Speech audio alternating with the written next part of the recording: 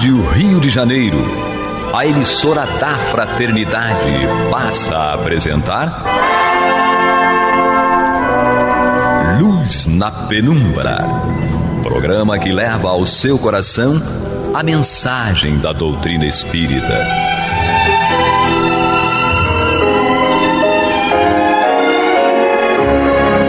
E com vocês, Eduardo Araújo, para o estudo de O Livro dos Médiuns, da obra codificada por Allan Kardec. Olá, prezados amigos da Rádio Rio de Janeiro, sejam todos muito bem-vindos. Estamos entrando no ar para juntos estudarmos O Livro dos Médiuns de Allan Kardec. Comigo, Eduardo Araújo, e com ela, Maria de Fátima Miranda. Que Jesus nos inspire e conduza. Bom dia.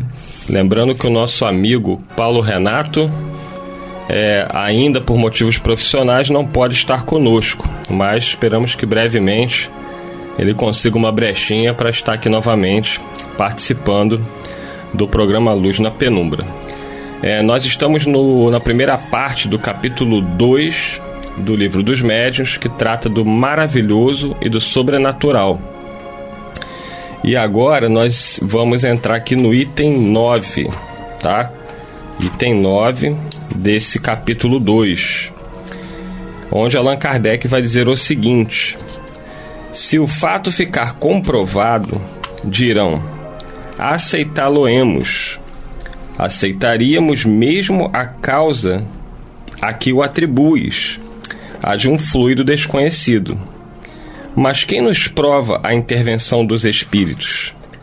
Aí é que está o maravilhoso, o sobrenatural. Far-se-ia mister aqui uma demonstração completa, que, no entanto, estaria deslocada e, ademais, constituiria uma repetição, visto que ressalta de todas as outras partes do ensino. Todavia, resumindo-a em algumas palavras, diremos que, em teoria, ela se funda neste princípio: todo efeito inteligente há de ter uma causa inteligente.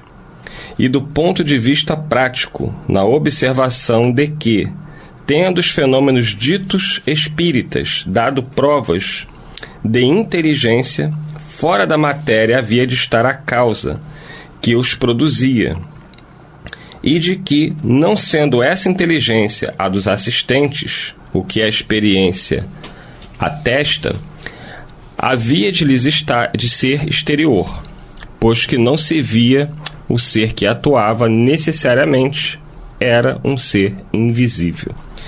Então aqui Allan Kardec vai colocar um dos princípios muito importantes em relação à questão dos espíritos, de como ele próprio chegou a essa conclusão, quando ele diz esta frase, que é um princípio: todo efeito inteligente há de ter uma causa inteligente. Maria de Fátima Miranda. Pois é, porque o acaso não produz nada, não é? Então, essa a diferença entre nós e os animais, é que nós somos seres inteligentes, nós discernimos, nós pensamos, nós indagamos, analisamos, tudo que está à nossa volta, naturalmente nós somos convidados a indagar, a raciocinar o como e o porquê. Lembrando ainda que para que os fenômenos acontecessem, se fazia necessário toda uma condição. Por exemplo, o médium poderia até não estar presente, mas ele teria doado a energia dele, não é? Mas o que fica mais evidente também sobre a interação dos espíritos é porque em situações diversificadas aconteciam manifestações que nos levava a eles a refletir sobre coisas que até então, naquele momento, não tinha ninguém pensando ali. Nós sabemos, por exemplo, que quando Allan Kardec começou a se fazer presente nessas reuniões, até aquele momento, era mais a nível de brincadeira, de curiosidade. Quando ele chega com o perfil de um homem de ciência, alguém que é uma pessoa séria, que não joga tempo fora, quando ele se fez presente ali e ele teve oportunidade, ele começou a interagir mentalmente em relação a determinadas coisas. E as manifestações, as comunicações, quando começaram a acontecer, respondiam de forma coerente àquilo que ele estava indagando pelo pensamento. Então, as pessoas que estavam ali presentes não sabiam o que ele estava pensando, nem as indagações que ele estava fazendo mentalmente. Mas a resposta, quando vinha em coerência aos assuntos e temas que ele estava pensando. Então, ele tinha certeza de que ele não estava lidando com coisa fortuita, coisa de brincadeira, não é? Mas quem estava de fora, e nós sabemos que a revelação do mundo espiritual para o mundo físico, ele tem um objetivo maior, que é nos convidar a refletir sobre a nossa condição de seres espirituais. Antes da chegada do Consolador, a humanidade, principalmente nós aqui do Ocidente, nunca tivemos nada tão concreto que nos provasse essa transcendência da matéria, não é? E essa relação ajustada no bem. Então, o objetivo da doutrina espírita, que é o Consolador, é despertar o homem para a sua condição de espírito imortal, para a sua condição de herdeiro de Deus, para a sua responsabilidade participando e colaborando com Deus na vida, nas suas escolhas. Então, tinha que se fazer de uma forma objetiva, envolvendo pessoas sérias e idôneas que não estariam ali para brincar nem perder tempo, que é o caso do Kardec. A gente pega aqui o livro Obras Póstumas, porque é interessante a gente perceber, né, você que está aí nos ouvindo pelo seu radinho, você que está pela internet, quem é Allan Kardec e de que forma ele chegou a essas conclusões. Allan Kardec era um sábio da época, um estudioso das ciências, pedagogo, um homem de certa forma até um pouco cético, apesar de não ser ateu, mas como era um homem de ciência, ele não aceitava qualquer explicação, ele buscava sempre a racionalidade. E no livro Obras Póstumas, ele vai falar sobre a minha primeira iniciação no Espiritismo. E ele conta que, nas palavras dele, encontrei um dia o magnetizador, o Sr. Fortier, a quem eu conhecia desde muito tempo, e que me disse: já sabe da singular propriedade que se acaba de descobrir no magnetismo? Parece que não somente as pessoas que se podem magnetizar, mas também as mesas, conseguindo-se que elas girem e caminhem à vontade. É com efeito muito singular, respondeu Kardec, mas a rigor isso não me parece radicalmente impossível. O fluido magnético, que é uma espécie de eletricidade, pode perfeitamente atuar sobre os corpos inertes e fazer que eles se movam. Então vocês percebem que a primeira explicação que ele dá, quando o Sr. Fortier falou com ele, as mesas podem ser magnetizadas, elas giram, acontece. Ele falou, olha, pode ser um efeito magnético, é a questão do fluido, temos que ver, temos que estudar. Ele não leva para o lado espiritual. Cegamente ele não fica... Para ele aquilo ali tinha uma explicação científica natural. Então isso mostra que não havia uma prevenção de Kardec no sentido de, não, isso aí é espírito. Pelo contrário, ele vai chegar a essa conclusão depois. E aí sim entra essa frase que nós lemos agora no Livro dos Médiuns, que todo efeito inteligente há de ter uma causa inteligente. Isso só vai acontecer quando ele observa o fenômeno. E aí continua o diálogo, dizendo o seguinte: os relatos que os jornais publicaram de experiências feitas em Nantes, em Marsella e em algumas outras cidades não permitiam dúvidas acerca da realidade do fenômeno. Algum tempo depois, encontrei-me novamente com o Sr. Fortier, diz Kardec, que me disse: temos uma coisa muito mais extraordinária. Não só se consegue que uma mesa se mova, magnetizando-a, como também que fale. Interrogada, ela responde. Isto agora, repliquei-lhe, disse Kardec, é outra questão. Só acreditarei quando o ver e quando me provarem que uma mesa tem cérebro para pensar e nervos para sentir, e que possa tornar-se sonâmbula. Até lá, permita que eu não veja, no caso, mais do que um conto para fazer dormir em pé. Então vocês veem aí, prezados amigos, como Allan Kardec foi cético quando o Sr. Fortier, pela segunda vez, foi dizer para ele o seguinte: olha, as mesas, elas não só giram, não só se movem, elas, quando interrogadas, respondem. O que o Sr. Fortier queria dizer com isso? As pessoas faziam perguntas e a mesa, através de pancadas ou sons que surgiam na mesa, ou através da própria mesa dando uma pancada ou duas para responder determinado questionamento, ela respondia. Quando Kardec escuta isso pela primeira vez, ele diz que isso era completamente... Ele quis dizer o seguinte: isso é absurdo. Eu só acredito vendo. Porque vocês vão ter que me provar que uma mesa tem nervos, né, para sentir, cérebro para pensar. E até lá ele diz, até lá eu vejo isso aí como um conto para fazer dormir em pé. Então olha a seriedade de Kardec, Miranda. É o bom senso encarnado, né? É. Era um homem de razão. Porque ele poderia, como qualquer um de nós, ficar assim, gente, mas é isso mesmo? A mesa responde? Como é que é? Não, ele simplesmente, como um homem de ciência, a razão dele custava acreditar que isso fosse E tinha toda uma estrutura. Não era um homem de ciência qualquer, porque à época dele haviam outros homens de ciência que não tinham esse mesmo caráter, não é? Na realidade, ele já reencarnou com essa proposta, com essa missão. Ele teve na sua infância contato com Pestalozzi, né? Que é o pai da pedagogia moderna. Já tinha lido a Bíblia toda, indagava sobre tudo que estava no entorno dele. Por isso que ele era cético em relação a qualquer coisa que desafiasse a razão se não tivesse uma comprovação exata. Depois ele diz que encontra com outro senhor, né, o senhor Carlotti, enfim, isso. Até que ele tenha a oportunidade... Que já era uma pessoa mais comedida, e o senhor Carlotti, que se identificava com ele a nível de critério de raciocínio, ele ficou mais receptivo. E ele foi convidado para uma reunião, e ele diz que a reunião foi marcada, né, para uma terça-feira de maio, às 8 horas da noite.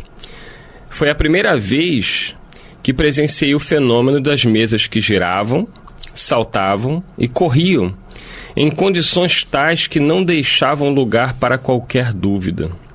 Assisti, então, a alguns ensaios muito imperfeitos da escrita mediúnica no Mardósia, com o auxílio de uma cesta. Minhas ideias estavam longe de precisar-se, mas havia ali um fato, que necessariamente decorria de uma causa. Isso está no livro Obras Póstumas, quando ele fala da iniciação dele na doutrina. Eu entrevia naquelas aparentes futilidades, no passatempo que faziam daqueles fenômenos, qualquer coisa de sério, como que a revelação de uma nova lei, que tomei a mim estudar a fundo. Então ele realmente, quando ele toma contato a primeira vez com o fenômeno e vê com os próprios olhos, ele fala, opa, tem alguma coisa estranha realmente ali, porque ele primeira coisa que ele observou é se não havia algum truque, alguma fraude, mas ele via que eram pessoas sérias que estavam ali. E o fenômeno ocorrendo aos seus olhos, e mostrando que não eram aquelas pessoas que estavam ali que produziam o fenômeno, a mesa movia-se sozinha. A mesa demonstrava que por detrás daquele movimento havia uma inteligência. E aí, ainda assim ele diz, ele viu que ali havia alguma coisa de sério e que caberia a ele estudar a fundo. Ele não foi dizendo, aceitando, interpretando com aquilo que as pessoas diziam. Até porque nem as pessoas sabiam ao certo o que estava acontecendo ali. E esse estudo a fundo era a pesquisa que ele ia fazer e fez, né? Ao longo do tempo que durou a Revista Espírita, principalmente, que foi o laboratório dele. Mais à frente ele vai contando aí, vale a pena vocês buscarem lá no livro Obras Póstumas, né? Toda essa trajetória do como ele foi chegando a essa conclusão de que por detrás daquele fenômeno havia a atuação dos espíritos. E ele diz que não foi ele que chegou a essa conclusão, foi o próprio fenômeno quem se revelou e disse, nós somos espíritos. Espíritos que já estivemos encarnados como você agora está. E aí ele foi, né, naquela trajetória impressionante, né, de estudo dia e noite, ele não dormia praticamente. E hoje nós temos essa gratidão a Allan Kardec por esse mesmo motivo, por ele ter dedicado, a partir dos 50 anos de sua vida, ele entregou completamente a vida dele ao estudo dos fenômenos espíritas e nos possibilitou, através dos livros, né, fundamentais, básicos da doutrina, o que nós temos hoje em mãos, que é um tesouro, que é a doutrina espírita, né, o Consolador prometido pelo Cristo, que chega para transformar, né, conforme o próprio Espírito de Verdade fala para ele, e diz assim, não te bastará publicar 1, 2 ou 10 livros e depois descansares. Né? Porque o que você está, o trabalho que você empreende chega para abalar e transformar o mundo. Aí nós vamos observar esse movimento da manifestação dos espíritos, que os próprios espíritos dizem que foi uma invasão organizada, que foi exatamente nesse mesmo nível que aconteceu com os fenômenos de raio e desvio, quando as meninas começaram a indagar daquele espírito, não é? Foi o Carlos Rosman, se eu não me engano, que é o espírito que estava desenvolvendo aquelas batidas lá naquela galpão, que ele se identifica como espírito. Quer dizer, em nenhum momento houve uma indução do encarnado para uma conclusão precipitada. Os espíritos que se manifestaram como tal. Você que está chegando agora, nós estamos aí estudando o Livro dos Médiuns de Allan Kardec, no programa Luz na Penumbra. Estamos no capítulo 2, né, da primeira parte de O Livro dos Médiuns. Estamos lendo aqui o item 9. Já lemos o primeiro, o segundo parágrafo, vamos agora ao terceiro parágrafo, onde Allan Kardec vai dizer o seguinte: assim foi que de observação em observação se chegou ao reconhecimento de que esse ser invisível, a que deram o nome de espírito, não é senão a alma dos que viveram corporalmente, aos quais a morte arrebanhou o grosseiro invólucro visível, deixando-lhes apenas um envoltório etéreo, invisível no seu estado normal. Eis, pois, o maravilhoso e sobrenatural, reduzidos à sua mais simples expressão.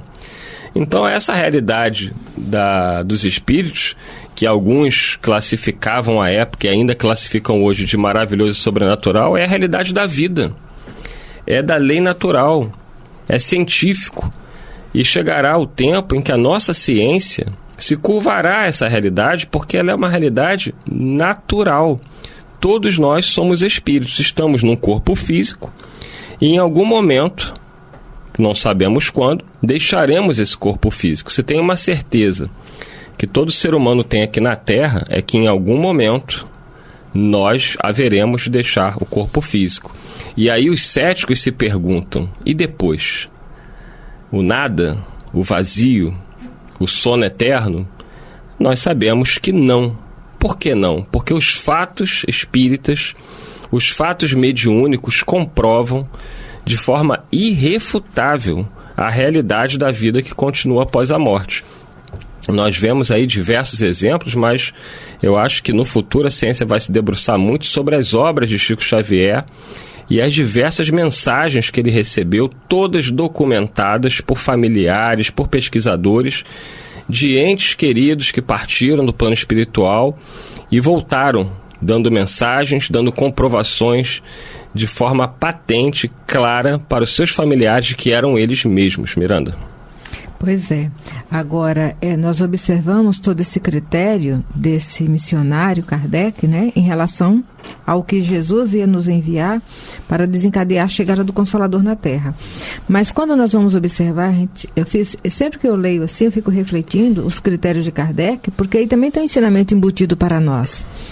Principalmente nós médios, né, que lidamos com o fenômeno mediúnico nas situações diversas e em locais diversificados também, para que saibamos refletir e amadurecer esse critério da não precipitação. Está disponível, receptivo, mas em observação. Nem tudo que a gente registra, seja em nossa mediunidade, quer dizer que é o melhor e tem autenticidade, tem espíritos bons ali. Então, sempre que nós estudamos e vimos esse critério de Kardec, nós refletimos o que deve ser a nossa conduta também. De observar, de analisar, de indagar. E no momento mediúnico, o ideal é que nós médios nos coloquemos sempre, Senhor, aqui estou. A minha imperfeição é grande, dai-me sobriedade, vigilância, para que não nos tornemos instrumentos de ilusão, de mistificação, não é? E de fraudes. Porque nós somos seres imperfeitos, vulneráveis, e temos um passado que nos compromete. Então, lidando com a mediunidade, o ideal é que cada médio vá desenvolvendo isso. Mas também tem um detalhe: nenhum médio vai desenvolver esse critério em relação à sua mediunidade se não colocar ele como pauta na sua vida diária. Então, todos nós, de alguma forma, somos sempre instrumentos de um espírito, seja inconsciente, intuitivo ou não. Então, que no nosso dia a dia, na nossa vida, possamos desenvolver esse critério de observar melhor as coisas antes de nos precipitar, de analisar, para que não venhamos nos iludir ou iludir os outros. E desenvolvendo essa postura diária no cotidiano, de ser mais sensato, mais comedido, mais observador, refletir tudo, na hora do momento mediúnico, essa conduta já vai estar incorporada no nosso nível de comportamento. Vai facilitar, é menos dor. Continuando aqui, terminando aqui no último parágrafo desse item 9 do capítulo 2, Allan Kardec vai dizer: uma vez comprovada a existência de seres invisíveis, a ação deles sobre a matéria resulta da natureza do envoltório fluídico que os reveste. É inteligente essa ação, porque ao morrerem, eles perderam tão somente o corpo, conservando a inteligência que lhes constitui a essência mesma. Aí está a chave de todos esses fenômenos tidos erradamente por sobrenaturais. A existência dos espíritos não é, portanto, um sistema pré-concebido ou uma hipótese imaginada para explicar os fatos. É o resultado de observações e consequência natural da existência da alma. Negar esta causa é negar a alma e seus atributos. Dignem-se de apresentá-la os que pensem em poder dar desses efeitos inteligentes uma explicação mais racional e, sobretudo, de apontar a causa de todos os fatos, e então será possível discutir-se o mérito de cada uma. Então, Allan Kardec aí conclui, buscando que os céticos, que aqueles que não acreditam, que eles deem uma explicação para esses fatos. Eu também sempre digo isso quando eu converso com alguns companheiros, algumas pessoas que se designam como ateus. Eu falo: olha, eu vou lhe apresentar alguns fatos, você me dá uma explicação que eu julgue racional, científica, e se você for realmente convincente, eu aceitarei. E eles não têm como explicar. Porque contra fatos não há argumentos. É porque aqueles que se negam a raciocinar são eles que têm que provar.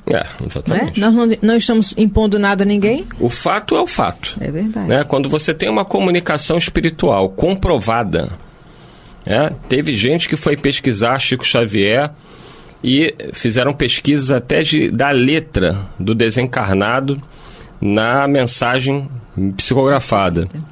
E constataram que a assinatura, na maior parte das vezes, era idêntica à do desencarnado quando ele estava encarnado em vida, corporal. Sim. Então, como negar isso? Foi publicado até um livro chamado O Espiritismo à Luz da Grafoscopia. Sim. Porque o especialista em grafoscopia foi para comprovar que aquilo era uma fraude. E, diante dos fatos, ele acabou se rendendo às evidências e tornou-se espírita. É a própria situação do William Crookes, com o livro Fatos Espíritas, Exatamente. Que ele foi contratado um grande e respeitado cientista. Que foi solicitado justamente para desmascarar, para comprovar que aquilo tudo era um embuste. E, ao contrário, ele não só atestou a autenticidade, como se converteu ao espiritismo. É isso aí, gente. Com isso, encerramos mais um estudo do nosso livro dos médios.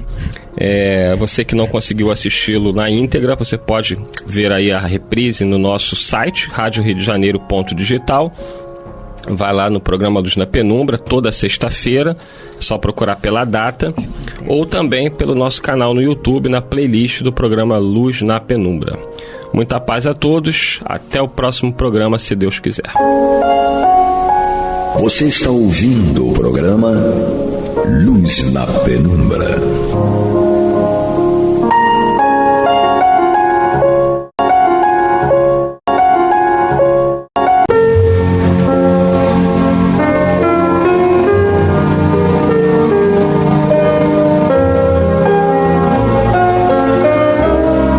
A Rádio Rio de Janeiro está levando ao seu lar e ao seu coração a mensagem consoladora da doutrina espírita, através do programa Luz na Penumbra.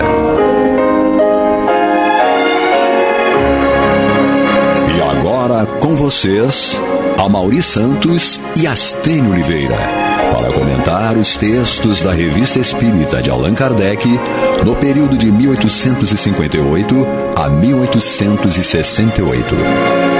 Olá, meus amigos, meus irmãos, é muito bom estar com vocês novamente. Vamos dar continuidade aqui no nosso estudo da Revista Espírita de 1858 a 1868. Eu, Amaury Santos e Astênio Evangelista de Oliveira. Então, o nosso irmão Astênio vai dar continuidade a um artigo que ele estava lendo, né? No programa passado, que é uma crítica, né? Que foi colocada, não é isso? Sim, Foi uma experiência científica com os médiums, e os médiums fracassaram. Que os médiums fracassaram. Então, ele vai dar continuidade agora. Mande brasa. Sim. Então, o título, né, do texto, que está na revista de janeiro de 1858, é Os Médiuns Julgados. Os médiuns julgados pela ciência e depois pela imprensa. Pela imprensa. E daí por diante.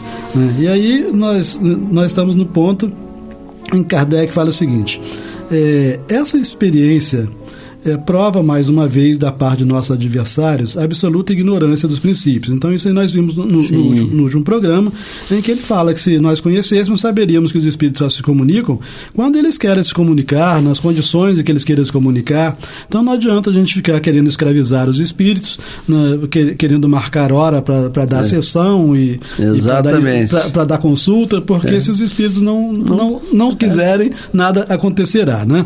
E ele diz que isso acontece também entre nós, os homens, né? Se um homem superior direcionar a ele alguma pergunta sem sentido, ele também se recusa a responder. Exatamente. Aí achar que ele não sabe a resposta só porque ele se recusou a responder, né? Não faz qualquer sentido. Aí ele prossegue dizendo assim, se é assim, direis, de qual meio dispomos para nos convencer? No próprio interesse da doutrina dos espíritos, não é desejável fazer prosélitos, né, fazer seguidores? Então Kardec está falando aqui que nós poderíamos apontar isso, né? Por que os espíritos se negam? Não seria do interesse da doutrina fazer seguidores, né? Responderemos que é ter bastante orgulho quem se julga indispensável ao sucesso de uma causa.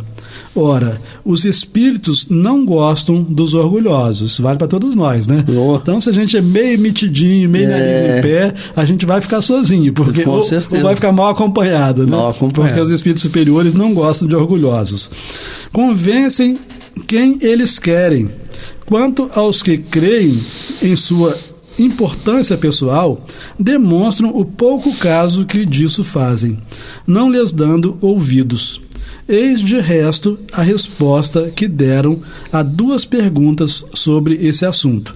Então, os espíritos foram indagados sobre essa questão de não se manifestarem sempre que são evocados. Sim. E daí por diante, né? Aí Kardec prossegue dizendo o seguinte: pode-se pedir aos espíritos sinais materiais, fenômenos físicos, né? Como prova de sua existência e de seu poder? Então essa foi a pergunta feita aos espíritos. Pode-se, é possível, né? É permitido pedir aos espíritos sinais materiais como prova de sua existência e de seu poder?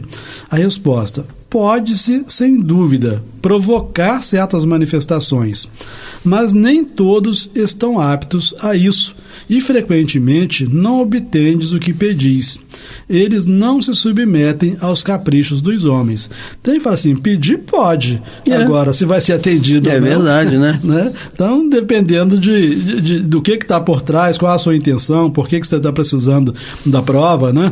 Se for só por curiosidade ou para levar alguma vantagem pessoal, esquece, né? É como a gente vê, né, Astênio, pessoas que dizem que lê a mão, né? Uhum. A gente sabe que muitas dessas pessoas, né, elas têm mediunidade e falam coisas que nos interessam. Uhum. Através de algum espírito que acompanha. Mas também a gente vê, já aconteceu isso comigo uma vez, uma pessoa parou e falou, eu leio mão, o senhor quer saber o seu futuro, alguma coisa assim? Aí eu falei assim, não precisa não, eu sou espírita. Ela pegou e saiu. Por quê? Porque a finalidade é impressionar, né? Uhum. E através da impressão você começa a entrar a área monetária. Sim. Então, no fundo, a verdadeira intenção foi o que você falou aí, que os espíritos vêm. Não, a intenção não é ajudar o outro, Sim. é ser ajudado através do dinheiro, né, da parte material. E aí fala qualquer coisa, tá tudo aí, certo, né? E todo mundo sabe que todos nós temos coisas parecidas, né? Ah, você foi magoado. Quem é que não foi? É verdade. Bom, então prosseguindo. Quando, porém, alguém pede esses sinais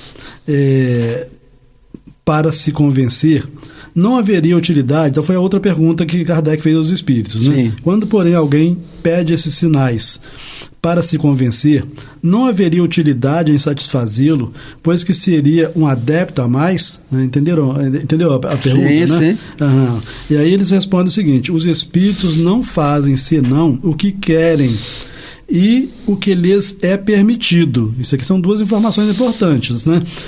Mesmo que o espírito queira, se não for permitido, ele não fará. Não fará, não falará, né? Então, os espíritos não fazem senão o que querem e o que lhes é permitido. Falando e respondendo às vossas perguntas, atestam a sua presença. Isso deve bastar ao homem sério, que busca a verdade na palavra. Então, as comunicações inteligentes devem ser suficientes para nos convencer. A gente não precisa ficar pedindo mais os espíritos que levantem uma mesa num pé só, sabe? Então, se a gente vai tentar uma forma dessa de convencimento, nenhum espírito sério vai nos levar a sério. Exatamente. Né? Houve, sim, um momento no início, sim, né, do advento. Na infância do espiritismo. Perfeito, você usou a palavra certa. Na infância do espiritismo, houve necessidade, mas hoje não. Sim. Né? Hoje, se a gente não se convence pela força da filosofia, dos argumentos, né, dos exemplos, não tem mais nada que possa nos convencer. Você tira por Chico, né? Chico, que foi, na minha opinião, a maior antena parabólica do século XX, né? Com as mensagens, com os livros. O que ele ganhou com isso? Financeiramente. Absolutamente ele nada. sempre dizia: eu escrevo o que eles mandam, mas nada disso é meu. Ele vivia daquela pequena aposentadoria dele, que ainda dividia, né, com os pobres ainda. O Divaldo faz a mesma coisa, né? E o que eles fizeram não tem preço. E mesmo assim, por toda essa caridade, você vê pessoas dentro da doutrina espírita criticando. Sim, né? Você vê como a coisa é heterogênea. Mas você vê como isso só prova a verdade que nós estamos estudando aqui, né? Porque essas pessoas críticas, elas não conseguem fenômenos mediúnicos nenhum. Exatamente. Né? Agora, esses que estão sendo criticados, esses conseguem. Há um monte, né? Então vamos lá. Escribas e fariseus disseram a Jesus: Mestre, então isso é Kardec falando, sim, tá? Escribas e fariseus disseram a Jesus: Mestre, muito gostaríamos que nos fizesseis ver algum prodígio. Então, o que propuseram a Jesus foi que hoje os homens propõem aos espíritos, né? Isso. Respondeu Jesus: esta geração má e adúltera pede um prodígio, mas não lhe será dado outro senão o de Jonas. Então, ele lembrou lá que dizem que Jonas foi engolido pela baleia, né? Em outros textos foi por um peixe grande, essa coisa toda. Então, ele fala assim: bom, já tem tantos exemplos por aí, né, de tantos prodígios por aí, não serei eu que prefiro não comentar. E não serei eu que vou ficar provocando prodígio para poder convencer vocês. Exatamente. Né? E mesmo assim, né, você sabe, tá no Novo Testamento, o que ele fez. Né? Que naquela época não tinha explicação, como hoje tem, a ciência explica, mas na época era milagre. E aí, diante de tudo aquilo, ainda crucificaram o homem. Certamente queriam que ele fizesse chover, alguma coisa assim, para poder mostrar o poder dele. E você vê, o maior paradigma que ele quebrou, na minha opinião, foi ele trazer no Novo Testamento o amor. Né? Quando ele coloca que era importante amar, não só aquele que a gente já ama, mas amar o inimigo. E amar o inimigo está longe, né? Nós estamos longe ainda disso. Quando ele começa a ensinar-nos a chamar Deus de Pai, já foi uma revolução total, né? Exatamente. Porque se todos nós chamamos Deus de Pai, então nós somos irmãos. E se somos irmãos, não podemos nos ofender mutuamente, causar prejuízo um ao outro, né? E o Espiritismo, né? Ele procura trazer Jesus descrucificado, que é exatamente esse Jesus que você acabou de falar, Pai. Se ele é Pai, então todos somos irmãos. E aí, no momento que a gente se conscientiza, como você, eu, que apesar de eu não viver, você teve 12 irmãos, eu só tenho uma irmã nessa encarnação, mas que você é meu irmão, né? Não consanguíneo, mas um irmão que vivencia as mesmas dificuldades que eu vivencio, né? Uma ou outra coisa é diferente. E ambos somos criados por Deus, né? Então só o fato de termos sido ambos criados por Deus demonstra que ambos somos importantes para Deus, não é exatamente isso? E aí devemos nos respeitar como criaturas divinas, né? Com certeza. Mas vamos lá, prosseguindo com Kardec. Então ele acabou de falar, lembrando lá da resposta que Jesus deu, né, aos escribas, né, e fariseus, e ele prossegue dizendo: acrescentaremos ainda que é conhecer bem pouco a natureza e a causa das manifestações espíritas, quem acredita provocá-las por uma recompensa qualquer. Então notem como nós estamos tratando aqui dos médiuns julgados. Ele está dizendo assim, esses médiuns todos que aceitaram a convocação demonstraram que não conheciam nada de espiritismo, né? Os espíritos desprezam a cupidez, quer dizer, a ganância, a ambição, né? Os espíritos desprezam a cupidez tanto quanto o orgulho e o egoísmo. E só essa condição pode ser para eles um motivo de se absterem de manifestar-se. Sabei, pois, que obtereis 100 vezes mais de um médium desinteressado do que daquele que é movido pelo incentivo do lucro, e que 1 milhão não lhe faria realizar o que não deve ser feito. Se uma coisa nos surpreende, é que haja médiuns capazes de se submeterem a uma prova que tinha por aposta uma soma de dinheiro. Olha. Não é? Então ele fala assim, como é que ele fala assim? Se uma coisa nos surpreende, é que haja médiuns. Será que os médiuns, pelo simples fato de serem médiuns, não sabem que eles não são de nada, né? Que sem os espíritos... Sem eles, né? Isso. Eles não obteriam os fenômenos, né? Como é que acharam que poderiam entrar lá no concurso, né, para ganhar aqueles 2.000 francos e que os espíritos os ajudariam nisso, né? Perfeito. Muito show. Bom, a gente terminou esse tema, né, que nós começamos no programa passado, os médiuns julgados. E temos ainda para hoje a possibilidade de ver mais alguma coisa interessante na Revista Espírita de 1858, por título Visões, né? Sempre que se trata de visões, interessa bastante. Com né? certeza. Não é? E aí Kardec traz agora, mais uma vez, um texto publicado num jornal comum, né? Jornal leigo. Ele coloca assim, lê-se no Courrier de Lyon. Então, ele está transcrevendo aquilo que ele extraiu do Courrier de Lyon. Na noite de 27 para 28 de agosto de 1857, aliás, hoje é 28 de agosto, né? Sim. Na noite de 27 para 28 de agosto de 1857, um caso singular de visão intuitiva se passou em Croix-Rousse nas circunstâncias seguintes. Obviamente que quem está nos ouvindo agora, que visão intuitiva é essa? A gente nunca ouviu falar disso em doutrina espírita. Então, só lembrando que aqui é um jornal leigo. Né? Então, exatamente. Eles estão chamando de visão intuitiva, que era o modo que eles interpretaram ali. Então, na noite de 27 para 28 de agosto, um caso singular de visão intuitiva se passou em Croix-Rousse nas circunstâncias seguintes. Há mais ou menos 3 meses, o casal B, honestos tecelões, movidos por um sentimento de louvável comiseração, acolheram em sua casa, na qualidade de doméstica, uma jovem atoleimada que vivia nos arredores de Bourgogne. Né? Então, jovem atoleimada, algum problema de atraso mental. Né? Essa coisa toda. Domingo passado, entre 2 e 3 horas da madrugada, o casal B foi acordado em sobressalto pelos gritos lancinantes da empregada, que dormia num sótão vizinho ao seu quarto. Então, essa jovem, atoleimada, dormia num sótão vizinho ao quarto do casal, que havia a recebido em sua casa. Acendendo uma lâmpada, a senhora B subiu ao sótão e encontrou sua doméstica que, derretendo em lágrimas e numa exaltação de espírito difícil de descrever, torcia os braços em horríveis convulsões e chamava sua mãe, que dizia acabara de morrer. Né? Então, por isso o título aqui, Visões. A menina, então, de madrugada, começa a gritar e afirma que a mãe tinha acabado de morrer. A mãe morava distante de onde ela se encontrava.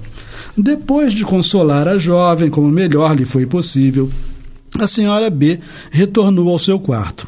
Esse incidente estava quase esquecido quando ontem, terça-feira, no período da tarde, um carteiro dos Correios trouxe à senhora B uma carta do tutor da mocinha, informando a esta última que na noite de domingo para segunda-feira, ou seja, de 27 para 28, né, de agosto, entre 2 e 3 horas da madrugada, exatamente o horário do grito dela lá, sua mãe havia morrido em consequência de uma queda que sofreu do alto de uma escada. Né? Isso aqui estava no jornal Leigo, né? No Courrier de Lyon. O último parágrafo, né, do que está no jornal foi: a pobre idiota partiu ontem mesmo de manhã para Bourgogne, acompanhada pelo senhor B, seu patrão, para receber a parte dos bens que lhe cabia na herança da mãe, cujo fim deplorável vira tão tristemente em sonho. Então isso aqui é o que está no jornal. E aí o Kardec agora faz os comentários dele sobre a análise dele sobre o que estava no jornal. E a gente sempre destaca, né, Amaury, como Kardec realmente era diferenciado, né? Sim. Porque naqueles pouquíssimos anos em que ele escreveu tudo que ele escreveu, ele ainda tinha tempo de ler até jornal. Não é verdade? Né? E escrever sobre o que ele lia no jornal. E responder, vamos dizer assim, as colocações de leigos, né? Sim, gente. A gente hoje, o dia da gente passa, a gente não consegue produzir nada, né? Por mais que a gente corra. Com certeza. Bom, e aí o Kardec fala assim: os fatos dessa natureza, que são notícias dessa desencarnação, né? Pessoas que acabaram de morrer e o outro já toma conhecimento, não é isso? Então os fatos dessa natureza não são raros e muitas vezes teremos ocasião de nos referir àqueles cuja autenticidade não poderia ser contestada. Algumas vezes se produzem durante o sono, em estado de sonho. Ora, como os sonhos nada mais são que um estado de sonambulismo natural incompleto, designaremos as visões que ocorrem nesse estado sob o nome de visões sonambúlicas. Então, as visões que nós temos durante o sono, Kardec está propondo que chamemos de visões sonambúlicas, para distingui-las das que se dão em estado de vigília, né, enquanto está acordado, isso, e que chamaremos de visões pela dupla vista. Sim. Então, vamos seguir os passos de Kardec, né? Se a gente tem uma visão durante o sono, visão sonambúlica. Se a gente tem uma visão durante o dia, vamos chamar de visão pela dupla vista. Isso. Tá certo? Finalmente, chamaremos de visões estáticas as que ocorrem no êxtase. Em geral, têm por objeto os seres e as coisas do mundo incorpóreo. O fato seguinte pertence à segunda categoria. Então, a segunda categoria é da visão de dupla vista, tá certo? São as visões durante o estado de vigília, tá certo? Não está dormindo e nem está em estado de êxtase, em estado de vigília. Um armador. Armador é alguém que trabalha com navio, não é isso? Sim. Então, um armador nosso conhecido, residente em Paris, narrou-nos há poucos dias o seguinte: no passado mês de abril, estando um pouco indisposto, fui passear com meu sócio nas Tulherias, né, que pode ser o Jardim das Tulherias, o Palácio das Tulherias, né? Fazia um tempo magnífico. O jardim estava cheio de gente, então o Jardim das Tulherias. De repente, a multidão desaparece aos meus olhos. Então esse amigo do Kardec estava passeando nas Tulherias, meio indisposto, e aí de repente o mundo desapareceu para ele, né? De repente a multidão desaparece aos meus olhos. Já não sinto meu corpo, sou como que transportado e vejo distintamente um navio entrando no corpo do Havre. Então, embora ele não fale, certamente nesse momento ele estava sentado, porque se nesse fenômeno acontecesse, ele tivesse em pé, ele tinha caído. Com certeza. E se tivesse caído, tinha acordado. Né? Bom, reconheço por Clemens, ele viu, então, assim, sou como que transportado e vejo distintamente um navio entrando no porto do Havre. Reconheço por Clemens, então o nome do navio era Clemens, que aguardávamos aguardávamos das Antilhas, então vindo das Antilhas. Vi-o atracar ao cais, distinguindo claramente os mastros, as velas, os marinheiros e os mais minuciosos detalhes, como se lá estivesse. Então disse ao meu companheiro: eis o Clemence, que chega. Recebemos notícia hoje mesmo. Sua travessia foi feliz. Então foi aquela coisa rápida que ele viu e já conversou com o companheiro dele, né? Que o Clemence chegou. O companheiro deve ter achado que ele estava doido, né? Voltando para casa, entregaram-me um telegrama. Antes de o ler, eu disse: é o anúncio da chegada do Clemence, que entrou no Havre às 3h. Realmente o telegrama confirmava a entrada na mesma hora em que eu tinha visto das Tulherias. Olha só. Né? Só correr um pouquinho, porque o tempo da gente está curto. Sim, e a gente consegue terminar esse tema hoje. Vamos lá. A gente consegue terminar.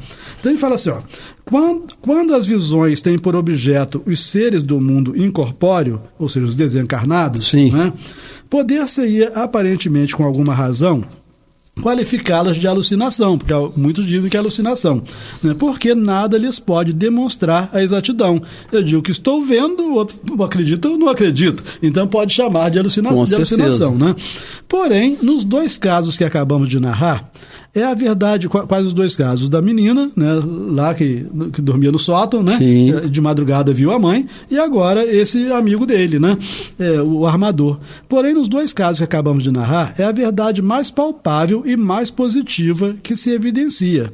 Desafiamos todos os fisiologistas e todos os filósofos a que nos expliquem pelos sistemas ordinários, né, de músculos, né, essa coisa toda, né? Somente a doutrina espírita é capaz de fazê-lo por meio do fenômeno da emancipação da alma. Então, no caso da menina, a emancipação da alma foi da mãe, que esteve lá com ela, né? Desencarnou, esteve lá com ela. E no caso do armador, ele, sua alma emancipou-se. Também. Né? Então, somente a doutrina espírita é capaz de fazê-lo por meio do fenômeno da emancipação da alma, que, escapando momentaneamente de seus tentáculos materiais, se transporta para além da esfera da atividade corporal. No primeiro caso, da menina, é provável que a alma da mãe veio procurar a filha para avisá-la de sua morte. E é interessante que Kardec fala assim, é provável. Ele não faz como muitos de nós, afirmando, foi a alma da mãe. Ele fala, é provável, né? Então, no primeiro caso, é provável que a alma da mãe veio procurar a filha para avisá-la de sua morte.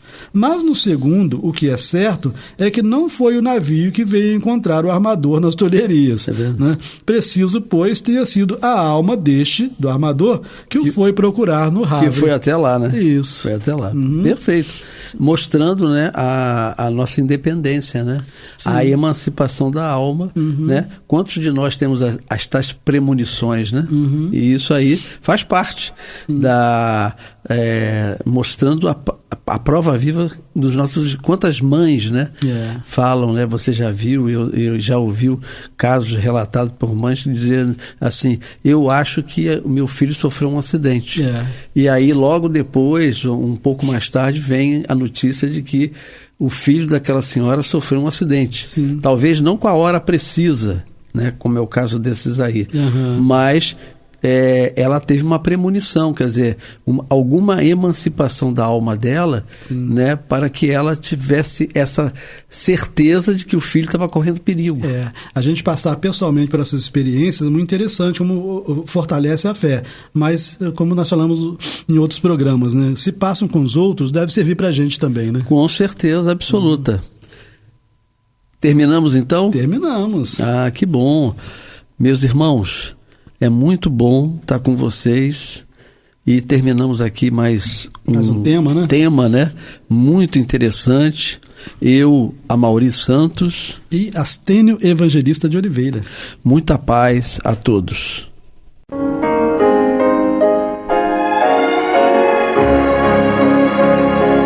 E vamos ouvir agora a prece de encerramento de nosso programa, na voz de Geraldo de Aquino. Jesus, dá-nos coragem para a luta, piedade para os insultos e misericórdia para as injustiças e ingratidões. Limpa nossa alma de inveja e ambições mesquinhas, de ódio e de vingança o nosso caminho.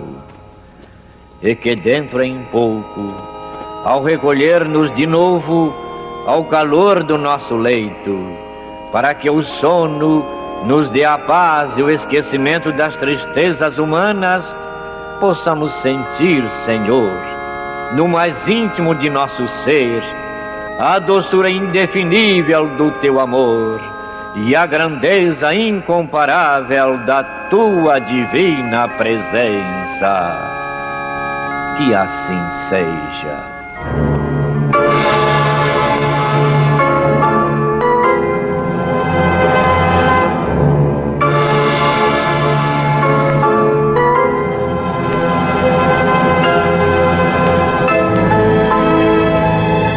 Acabamos de apresentar o programa Luz na Penumbra, que voltará a ser apresentado amanhã às 21 horas nesta emissora.